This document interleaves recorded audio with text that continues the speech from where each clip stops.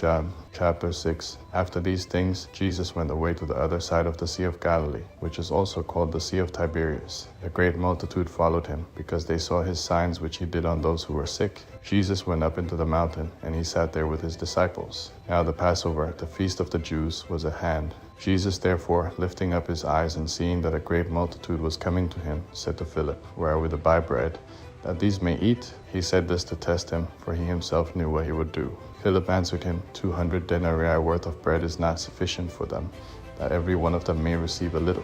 One of his disciples, Andrew, Simon Peter's brother, said to him, There is a boy here who has 5 barley loaves and 2 fish, but what are these among so many? Jesus said, Have the people sit down. Now there was much grass in that place. So the men sat down, in number about 5,000.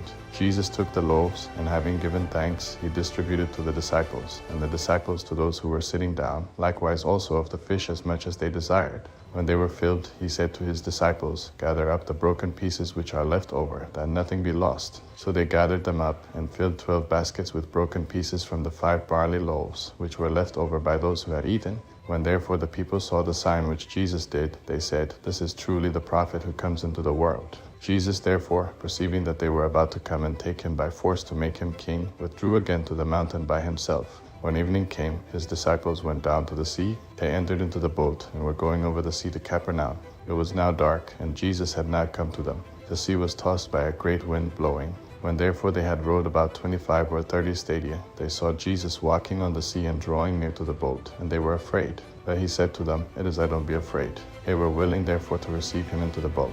Immediately the boat was at the land where they were going. On the next day, the multitude that stood on the other side of the sea saw that there was no other boat there, except the one in which his disciples had embarked, and that Jesus hadn't entered with his disciples into the boat, but his disciples had gone away alone.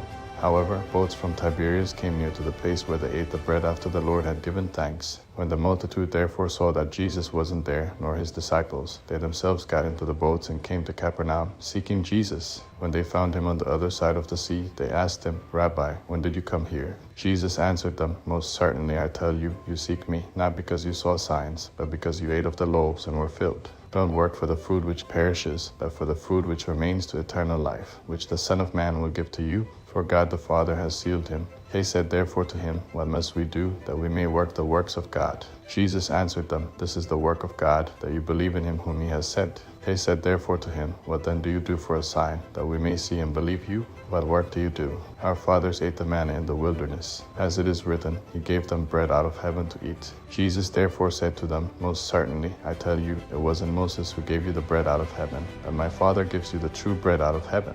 For the bread of God is that which comes down out of heaven and gives life to the world. They said therefore to him, Lord, always give us this bread.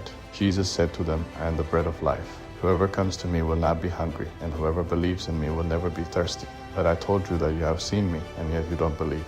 All those whom the Father gives me will come to me. He who comes to me I will in no way throw out. For I have come down from heaven, not to do my own will, but the will of him who sent me. This is the will of my Father who sent me, that of all he has given to me I should lose nothing, but should raise him up at the last day. This is the will of the one who sent me, that everyone who sees the Son and believes in him should have eternal life, and I will raise him up at the last day.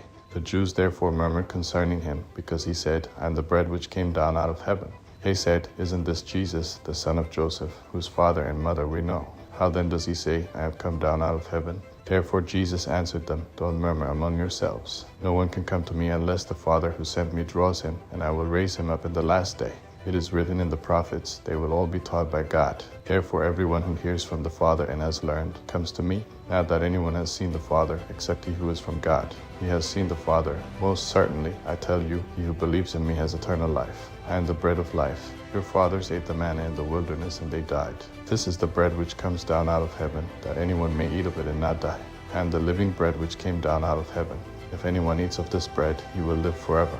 Yes, the bread which I will give for the life of the world is my flesh. The Jews therefore contended with one another, saying, How can this man give us his flesh to eat? Jesus therefore said to them, Most certainly I tell you, unless you eat the flesh of the Son of Man and drink his blood, you don't have life in yourselves. He who eats my flesh and drinks my blood has eternal life, and I will raise him up at the last day.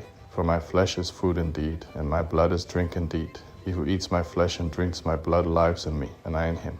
As the living Father sent me, and I live because of the Father, so he who feeds on me will also live because of me. This is the bread which came down out of heaven, not as our fathers ate the manna and died. He who eats this bread will live forever. He said these things in the synagogue as he taught in Capernaum. Therefore many of his disciples, when they heard this, said, "This is a hard saying. Who can listen to it?" But Jesus, knowing in himself that his disciples murmured at this, said to them, "Does this cause you to stumble?